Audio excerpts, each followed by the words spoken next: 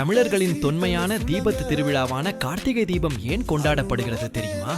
ஒரு முறை பிரம்மாவுக்கும் விஷ்ணுவுக்கும் தங்களில் யார் பெரியவர் என்ற கர்வம் ஏற்பட்டது.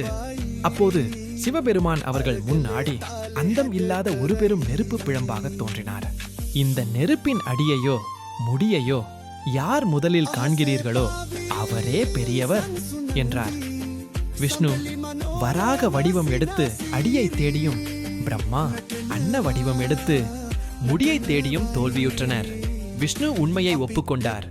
ஆனால் பிரம்மாவோ முடியை கண்டதாக பொய் சொன்னார். சிவன் தோன்றி பிரம்மாவின் அகந்தையை அழித்து அவரே ஜோதி வடிவில் காட்சியளித்த இந்த நாளை அகிலமே தீபங்களை ஏற்றி வழிபட வேண்டும் என அருளினார். நாம் ஏற்றும் ஒவ்வொரு தீபமும் அந்த பரம்பொருளின் பிரகாசமே. இந்த கதை உங்களுக்கு பிடித்திருக்கும் என்று நம்புகிறேன். இது போன்ற குட்டி ஸ்டோரிஸ்களை நீங்க பார்க்க விரும்பினால் எங்க சேனலை மறக்காம சப்ஸ்கிரைப் பண்ணுங்க. உங்கள் ஆதரவு எங்களுக்கு மிகவும் முக்கியம்.